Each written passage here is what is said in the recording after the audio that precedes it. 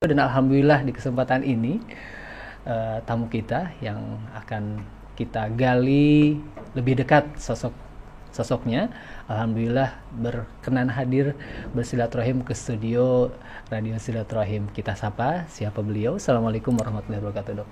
Waalaikumsalam warahmatullahi wabarakatuh. Kabar baik dan sehat ya, Dok ya? Alhamdulillah. Alhamdulillah. Nah, Iwan Ahwat, kita kedatangan tamu yaitu Dr. Karissa Grani MMAAAK. Iya. Ya, gelarnya itu apa ya, Dok ya, Dok? Ini Dokter Karissa ini dokter gigi ya, Dok ya? Iya. Itu belakangnya apa tuh, Dok, spesialisasinya? Kalau di RG dokter gigi ya. Iya. Kalau MM magister manajemen. Kebetulan saya ngambil kesehatan rumah sakit. Ya. Karena terkait dengan faktor pekerjaan juga sering audit rumah sakit, tapi kalau nggak mempelajari manajemen rumah sakitnya kan nggak pede ya. Kemudian kalau AAAK itu Ajun Ahli Asuransi Kesehatan. Sebenarnya itu lebih kayak tambahan aja sih untuk waktu itu ikut sertifikasi seperti itu. Baik. Nah, Iwan Ahwat, Dokter Karissa ini revert ya, memeluk Islam itu setahun yang lalu, Dok ya? Ya, 15 Maret. Oh, Maret ya, 15 Maret 2020 ya. 15 Maret 2020 ya. Ya. Alhamdulillah, Iwan Ahwat, di kesempatan ini kita akan mendengarkan kisah perjalanan bagaimana Dokter Karissa bisa kembali memeluk Islam gitu kan ya. Masya Allah. Nah, Dok, mungkin yang pertama kita ingin tahu sih sosok Dokter Karissa tuh latar belakangnya seperti apa sih, lahir di mana, keluarganya gimana gitu. Silakan, Dok. Iya. Salam kenal semuanya. Assalamualaikum warahmatullahi wabarakatuh. Saya bersyukur sekali, alhamdulillah boleh diundang ke sini. Alhamdulillah. Perdana juga nih untuk sharing ini gitu ya. Di hadapan media sih gitu. Nah, kalau latar belakang saya lahir 26 Juli 1984. Jadi mau 37 tahun ini. Dari kecil dibesarkan dalam keluarga Kristen. Kemudian saya 2010 menikah. Kemudian sampai saat ini dikaruniai 3 anak. Nah, mantan suami saya hamba Tuhan dulu ya. Kemudian apalagi ya biasanya identitasnya apalagi. Sekarang saya bertugas sebagai PNS di Jakarta Barat. Lahir di Jakarta. Di Jakarta sudah, juga. iya. Jadi emang dari kecil di Jakarta ya. Iya. Baik nih, Dok. Kalau pendidikan sekolah sampai kuliah juga di Jakarta? Enggak. Jadi saya TK, SD, SMP, SMA di sekolah Katolik Mater Dei, Strada Sanjaya ya dulu namanya. Di Jakarta juga? Di Pamulang. Tangerang Selatan. Iya. Kemudian SMA saya di Magelang, SMA Taruna Nusantara. Iya. Kemudian kuliah FKG-nya di Universitas Indonesia. Kemudian S2-nya di Esa Unggul. Iya. Ya, Dok, mungkin ini pertanyaan yang mungkin sering dokter dengar juga gitu ya, dari banyak orang yang menanyakan mengenai mualafnya Dokter Karissa gitu. Nah, untuk dokter sendiri gitu ya, apa sih yang menggerakkan dokter untuk memeluk Islam gitu? Bagaimana sih jalan datangnya hidayah tersebut gitu, Dok? Mungkin bisa di-sharing kepada kita semua, Dok? Iya, kalau ini langsung kayak mau nangis ya. Karena memang benar sih kalau itu ya, kalau apa yang terjadi dalam hidup kita tuh memang sudah tertulis dalam Lauhul Mahfuz ya. Itu saya baru tahu juga setelah kembali ke fitrah Islam ini gitu. Saya nggak pernah berpikir untuk suatu saat saya akan berubah jadi Islam. Dengan latar belakang keluarga saya seperti itu, kemudian suami juga pendidikan juga dari kecil sekolah Katolik ya mayoritas gitu. Kemudian dari suku juga kan nggak mayoritas adalah non Muslim gitu kan. Jadi nggak pernah ada dalam pikiran saya akan sampai saat ini gitu ya. Jadi suatu hari di awal bulan Maret itu awal-awal pandemi. Iya, tahun lalu. Ya, itu kan kita lagi mulai digalakkan untuk pakai masker, sering cuci tangan, terus nggak boleh jabat tangan gitu ya. Entah kenapa saya berpikirnya saat itu kayak melihat wanita muslimah yang jaga wudhu, yang nggak boleh salaman gitu kan. Dulu ada beberapa teman kantor saya juga yang nggak mau salaman gitu kan sama lawan jenis. Itu betul. Saya dulu juga kayak rasanya gitu banget gitu kan dulu mikirnya. Ya, terus atau ngelihat wanita yang pakai cadar gitu kan kayaknya, terus kalaupun mereka foto atau apa itu emang kelihatan ya, atau suaminya emang nggak ketuker ya atau apa, sampai sempat ya mohon maaf sempat bercandanya ya seperti itulah ya gitu. Tapi nggak tahu kenapa di awal pandemi itu saya malah kayak dilihatnya adalah kok kayak orang muslimah itu ya gitu ya. Kayak sekarang kita kayak dipaksa semua pakai niqab ya, kayak seolah gitu ya, sampai berpikir bahwa ini ajaran agamanya kok baik sekali ya, saya mikir. Apalagi saya dengan latar belakang medis kan, saya mikirnya, saya lihatnya bukan saya jadi awalnya itu nggak belajar doktrin-doktrin ajaran Islamnya gitu. Untuk belajar juga kan takut ya, jadi saya iseng browsing manfaat wudhu gitu, saya manfaat gerakan sholat gitu. Kenapa orang pakai niqab kayak gitu-gitu, saya lihatnya yang sederhana-sederhana gitu sih gitu. Saya lihat kok secara medis ilmiah bisa dibuktikan, tapi juga ajaran agamanya masuk gitu. Berawal dari situ sih, gerakan sholat kenapa gini, terus kenapa kakinya jarinya harus begitu ditekan, secara medis itu semua bisa dijelaskan gitu kan, secara ilmiah ya. Betul. Nah itu saya agak mulai kok gitu. Terus habis itu sempat ada lagi pertentangan di batin gitu. Tapi doanya diulang-ulang. Saya mikir gitu kan. Doanya kan diulang-ulang. Hafalan. Kalau soalnya saya taunya kayaknya ini doanya kan diulang-ulang bacaannya. Itu sepengetahuan saya aja gitu kan. Terus tapi kayak ada lagi di batin yang menjawab, atau mungkin itu Allah gimana ya. Saya itu kayak dialog gitu. Saya ambil kayak ngelihat ke langit gitu kadang. Tapi doanya kan diulang-ulang. Kadang saya gitu. Terus kayak Allah jawab, bukankah emang bumi ini berputar dengan memang semua ada hitung-hitungannya. Saya tuh pernah tahu ada zikir 100 kali, ada berapa waktu saat itu ya, waktu saya non muslim, kok doa aja dihitungin 100 kali atau berapa gitu kali. Maksud saya apa bedanya dengan kalau cuma 3 kali atau apa gitu kan. Saya sempat gitu. Terus tapi kayak di hati tuh ada yang bilang bahwa di bumi ini juga geraknya itu juga ada hitungannya semua. Coba 1 detik aja atau 1 hitungan salah aja ya berantakan gitu kan. Kayak kejawab gitu. Setiap ada saya ragu apa, kejawab. Enggak lah, itu apa di lantai gitu kan. Sholatnya sembayangnya tuh ke lantai gitu, kayaknya kotor atau gimana gitu ya mikirnya gitu ya. Terus tapi saya mikir lagi, tapi itu kayaknya itu ya di hadapan Allah semua sama ya, tapi waktu saat itu ngomong di hadapan Allah di hadapan Tuhan kan emang semua manusia sama ya gitu kan, derajatnya sama ya, itu mau kaya mau miskin semua di lantai kan, nggak bisa milih kayak mohon maaf yang sebelumnya kan saya bisa duduk di kursi yang kalau PD bisa duduk di depan mungkin, yang ini duduk di belakang, yang di depan mungkin kursinya lebih bagus atau apa gitu.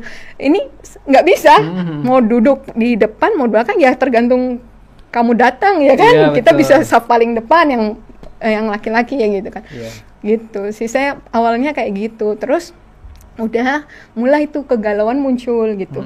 Saya kalau diibaratkan kayak ada di persimpangan jalan gitu mas, antara saya masih lakukan yang lama tapi kok kosong, ragu-ragu, ada keraguan gitu. Iya betul, saya nganterin anak ke sekolah minggu ya, terus habis itu saya ibadah sendirian gitu kan, di ibadah yang dewasa, tapi pulang tuh kayak ada yang apa gitu, kayak nggak seperti biasanya gitu. Tapi untuk melakukan yang cara Islam juga belum bisa, belum belajar gitu kan. Udah sampai akhirnya beberapa saat itu malah nggak ibadah sama sekali. Ya, terus abis itu akhirnya saya. Itu berapa lama nggak ibadah sama? Nggak sih, dalam hitungan mungkin 2 mingguan itu ya. Karena kan awal Maret, saya akhirnya 2 mingguan kemudian tuh saya nggak pede ya rasanya. Kalau orang biasa beribadah terus nggak ibadah, kan rasanya kayak nggak yakin, nggak pede, takut gitu ya, kayak cemas gitu. Akhirnya nggak bisa nih, saya harus ngalah nih, harus salah satu nih gitu kan, saya pikir gitu. Terus saya cerita sama salah seorang teman gitu ya, karena saya nggak tahu harus gimana gitu. Nah tapi temannya satu agama juga ya? Islam. Justru Islam. Karena saya langsung ke yang Islam, tapi memang laki-laki. Saya bilang, karena saya pikir kalau perempuan, saya kan perempuan ya. Kalau perempuan kayak agak bocor halus kan. Saya takut kalau sampai bocor ya. Ini salah saya perempuan juga. Mohon maaf. Nah, terus akhirnya saya cerita gitu, terus tapi menurut beliau senang ya, maksudnya ada ketertarikan terhadap Islam. Saya iya. tadi cuma cerita sebatas yang tadi saya cerita juga. Iya. Terus tapi beliau bilang kalau kan nggak boleh ya, nggak bukan muhrimnya, diarahkan untuk saya datang ke Mualaf Center. Mualaf Center Umiren ya? Belum. Belum ya. Kebetulan ketemu dengan Bunda Sri di Mualaf Center di Jakarta Barat, Duri Kepa. Nah itu memang teman saya itu pesan gitu kan, cari yang ahwat. Terus cari kalau dia menjelekkan agama kamu sebelumnya nggak usah diteruskan. Kalau misalnya dia nggak ngajarin tauhid juga nggak usah diteruskan. Gitu. Pesannya gitu. Oh ya udah, terus saya ke sana. Itu sudah qadarullah juga ya. Jadi waktu saya janjian jam 9 hari Minggu, saya ingat 15 Maret itu 9:10 saya udah sampai di sana. Terus kaget bundanya, aduh saya lupa nggak cancel soalnya itu hari pertama lockdown. Dia udah nggak mau buka harusnya, tapi saya yang lupa ngabarin, kata dia itu nggak apa-apa masuk gitu. Setelah saya duduk sebentar gini, terus ada juga yang datang lagi, yang lain datang, ditolak semuanya, di reschedule sampai hari ini. Karena belum. Lockdown itu. Iya betul, sampai hari ini katanya. Saya tanya, soalnya saya sampai saat ini masih ngaji sama Bunda Sri kan, itu belum buka Bunda, belum katanya gitu. Itu udah kadar ya, maksudnya kalau enggak ya udah saya sampai hari ini mungkin belum syahadat juga. Mungkin ragu lagi, bisa iya aja. Betul. Udah di sana udah dimulailah. Kenapa? Saya ceritain seperti tadi juga. Oke, terus benar yang kayak teman saya bilang, beliau nggak nanya latar belakang saya, semua nggak ada nanya apapun, langsung jelasin tauhid, rukun iman, rukun Islam. Itu sambil diceritakan itu tuh air mata nggak terasa ngalir terus ya. Dari jam 9 sampai menjelang zuhur. Bunda nanya, gimana Dokter Karissa sekarang mau gimana, katanya dia gitu. Ya Bunda, saya belajar dulu, saya bilang gitu. Kalau yakin nanti saya masuk Islam, saya bilang gitu. Terus Bunda bilang, ya boleh gitu kan, tapi nggak dihitung pahala ya, katanya gitu. Karena kan belum, katanya gitu. Mau Dokter Karissa baca Quran, mau Dokter Karissa sholat, itu belum dihitung pahala. Oh gitu, saya gitu. Emang kalau syahadat isinya apa Bunda? Percaya bahwa Allah itu Esa, percaya, saya bilang. Percaya Muhammad utusan Allah, percaya, saya bilang gitu. Ya udah itu isinya syahadat. Ya udah saya syahadat, saya bilang gitu.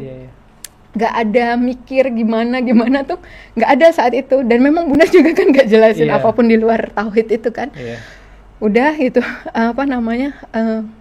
Bunda ngambilkan gamis, kerudung, saya azan zuhur saya dibimbing ucap syahadat. Bunda bilang sih pas terakhir itu, ini informal ya, kalau misalnya Dokter Karissa nanti lebih yakin mau diulang di masjid dengan saksi lebih banyak, silakan, katanya gitu. Tapi nggak tahu kenapa di hati saya rasanya ini nggak informal, karena sudah di hadapan Allah, gitu kan. Saya nggak ada mundur lagi, karena ini udah di hadapan Allah kan nggak mungkin main-main gitu kan, gitu. Jadi dengan bekal itu aja saya masuk Islam. Setelah syahadat ada perubahan syahadat dalam diri nggak gitu? Maksudnya ngerasa lebih gimana gitu atau? Belum. Jadi itu kan masih biasa aja gitu ya? Saya cuma bekal tauhid doang itu berarti kan, Mas. Nah terus habis itu saya itu zuhur, saya itu nyari mukena karena saya pikir asar saya udah harus sholat. Iya, saya cerita teman saya kan dibilang emang udah bisa pakai YouTube, belajar dari YouTube. Pakai YouTube itu pun yang anak-anak, ya supaya pelafalannya pelan-pelan gitu kan. Udah beberapa kali tuh pakai YouTube. Sampai akhirnya hari Rabu itu waktunya saya masuk kantor, udah WFO. Waduh, saya harus cerita ini sama satu temen yang perempuan, karena saya harus jamaah kan, sholat jamaah, nggak mungkin saya tapi pasang pakaian belum kerudung. Belum kerudung, terus saya bilang harus bilang yang perempuan nih, nggak mungkin saya nyalain YouTube di masjid kan, nggak mungkin kan. Ya udah akhirnya saya cerita sama salah satu teman di kantor yang kerudungnya panjang. Saya nggak tahu harus pilih yang mana kan, terus habis itu saya bilang, Bu, aku hari Minggu kemarin syahadat. Allahu Akbar, Masya Allah, Kak nangis, dia langsung nangis kan. Kenapa Dokter Ica kan tahu saya gimana, tahu mantan suami saya bagaimana gitu. Kenapa Dokter Ica? Saya ceritain lah seperti itu. Terus, aku ikut senang ya. Tapi Dokter Ica mikir nggak sih? Katanya gitu kan, orang dapat hidayah kan sebelum nikah. Ini kan kamu udah menikah, udah punya 3 anak. Berat lah kalau di berantakan, udah betul. pasti berantakan gitu. Masya Allah. Udah tahu rencananya mau gimana? Enggak Bu, enggak tahu. Aku bilang gitu. Dokter Ica tahu kalau setelah kemarin hari Minggu syahadat, Dokter Ica haram sama suami, dibilang gitu. Lebih kaget lagi saya, nggak dibilangin saya. Oh gitu Bu, saya gitu. Saya di dalam hati kaget, tapi keluarnya itu, oh gitu Bu, kayak ya udah gitu. Iya. Mungkin itu sudah jalan Allah. Kalau tadinya Bunda mungkin nanya-nanya, suami gimana, gini-gini, terus akhirnya, nih kamu kalau nanti syahadat jadi haram, gini-gini. Mungkin saya berpikir lagi untuk enggak ini gitu. Namanya rumah tangga pasti ada masalah kan, ada masalah gitu. Cuman selama ini kita bertahan gitu kan, karena ya kita taunya Tuhan benci perceraian di agama apapun ya, gitu kan. Cuman ketika udah seperti ini, dan ini harga yang harus saya bayar istilahnya ya, saya udah mikirnya saat itu udah yang terburuk ya, saya cuma mau taat aja kan saat itu ya. Oh gitu Bu, jadi nanti saya udah pisah ya Bu, tidurnya udah, saya mikir gitu, udah pisah. Sejak saat itu saya udah ke kamar anak gitu-gitu. Terus habis itu menghindar, saya menghindar, belum cerita sama suami ya, sama keluarga belum cerita. Udah saya cerita itu ya udah. Akhirnya saya sholat sama ibu ini beberapa kali, terus sampai akhirnya pas jadwal WFO, ibu itu telepon lagi, Dok Ica gimana sholatnya, kan nggak ada dia. Tenang Bu, aku ke masjid, aku bilang gitu. Nggak lama masjid juga lockdown. Iya kemarin, pokoknya awal Maret itu hampir semua tempat umum itu termasuk masjid. Betul. Tapi itu Allah baik juga. Jadi kalau saya lihat itu memang seolah-olah ya kayak pandemi kan buruk gitu ya. Tapi bagi saya pribadi itu berkahnya banyak banget. Jadi waktu masjid itu lockdown, mau nggak mau saya kan harus tetap sholat. Mau nggak mau saya harus hafalin bacaan sholat. Mungkin kalau nggak masjidnya lockdown, saya hari ini masih selalu jamaah kali ya sholatnya gitu ya. Karena nggak ngafalin bacaan gitu. Terus ya udah jadinya mau nggak mau Isya terakhir saya sholat jamaah, saya ngafalin sampai supaya subuh saya udah bisa sholat sendiri tanpa YouTube, tanpa jamaah gitu kan. Itu hafal itu? Iya, ngafalin dalam semalaman. Karena kan mau nggak mau harus. Kalau enggak saya nggak sholat. Itu kan bacaannya banyak. Banyak. Tapi apa? Banyak. Itu diulang berkali-kali, ditulis lah segala macam cara untuk supaya subuh saya udah bisa sholat gitu kan. Dimudahkan sama Allah lah ya. Ya, itu terasa banget sih Mas. Udah kayak gitu. Terus udah, nggak ada yang tahu di kantor selain ibu ini. Baru sekitar sebulan kemudian itu mulai ke gap tuh, saya tiap azan kok hilang di kantor kan. Setiap azan sama ibu itu berdua ngilang gitu kan. Kan biasanya kalau ibu-ibu sholatnya di musola kantor aja, nggak ke masjid. Ini kan kami ke masjid gitu kan. Gitu. Terus udah mulai sebulan ketahuan sama bapak-bapak teman kantor yang laki-laki kan, karena yang ke masjid laki-laki. Terus cerita dia ke teman saya yang lain, gua ngelihat Dokter Karissa ke masjid, yang bener, nggak mungkin gini gitu. Terus abis itu coba kapan-kapan foto katanya gitu. Bener lah, rame lah ya, rame, heboh di foto. Iya, sampai akhirnya teman saya tiba-tiba sore-sore mau pulang kantor, pada datang nyelamatin saya. Selamat ya, selamat apa? Saya mikir kayak ulang tahun enggak, apa enggak? Selamat ya gitu. Kita udah sudah gini-gini gitu, Pak. Bayangan saya itu bukan apa-apa ya, saya bukan yang nggak mau cerita sama teman kantor, nggak mau cerita sama keluarga. Cuma saat itu kan saya pengetahuannya minim banget.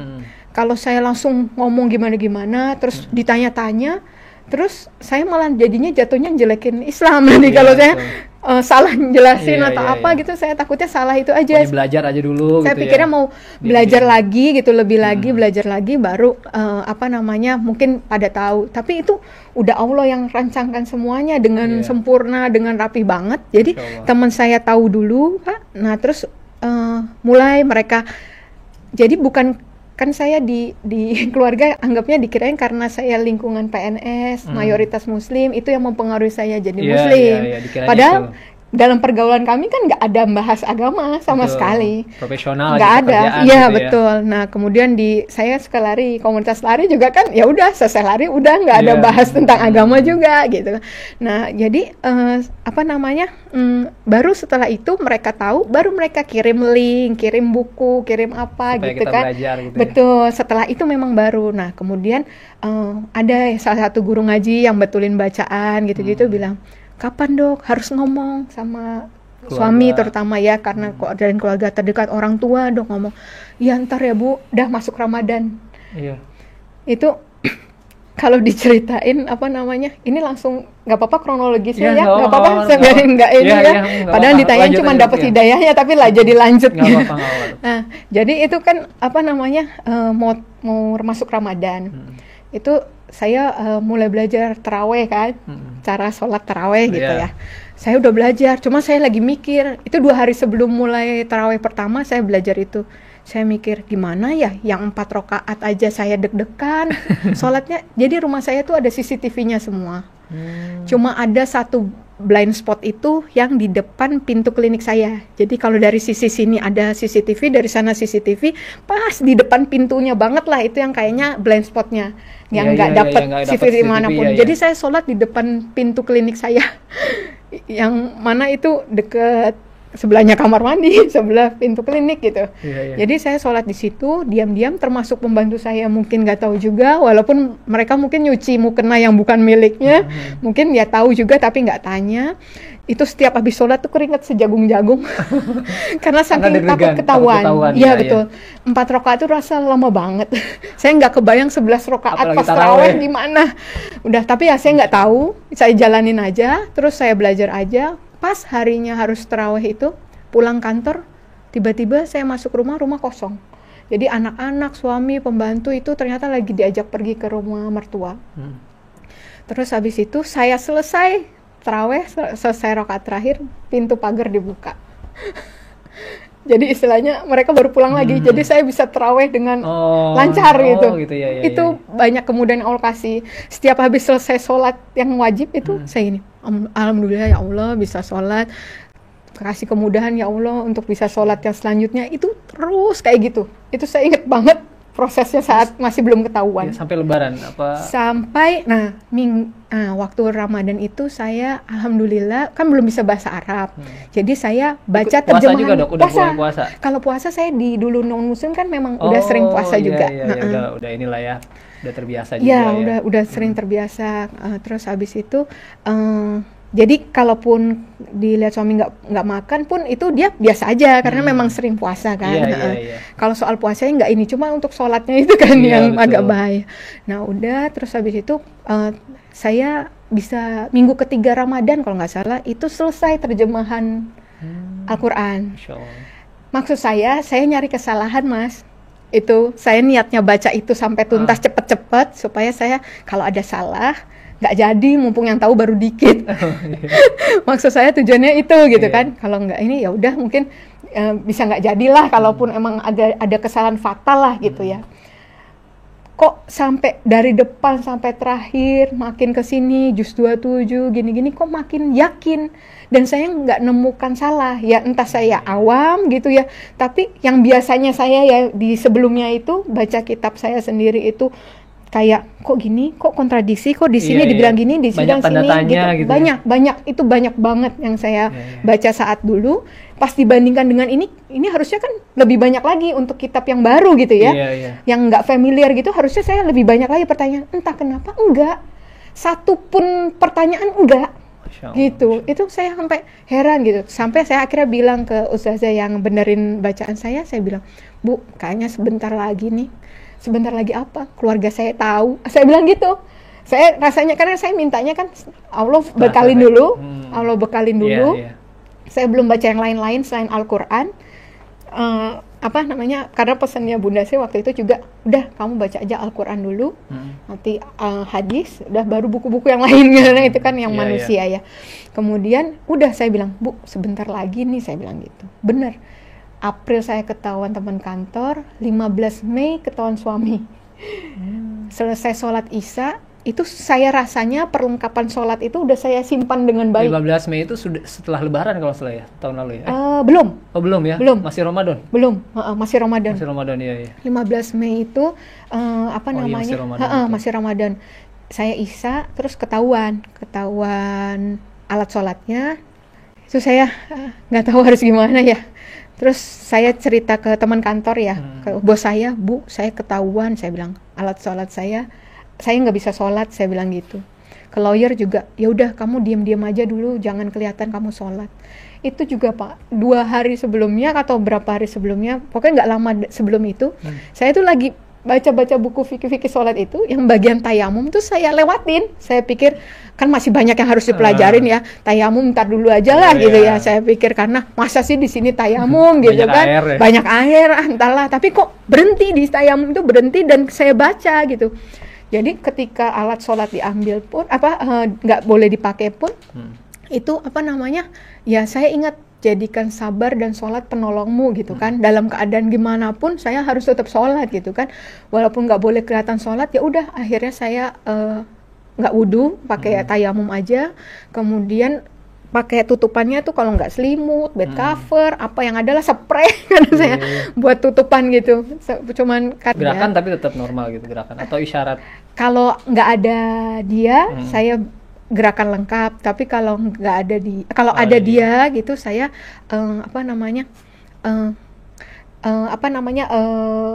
pakai isyarat kayak yang tayamum itu, kayak apa sholat yang itu ya, iya. sholat yang nggak pakai itu, kayak di perjalanan. Ya, gitu kayak sholat di perjalanan gitu, yang nggak gitu, nggak kelihatan banget kalau itu gitu.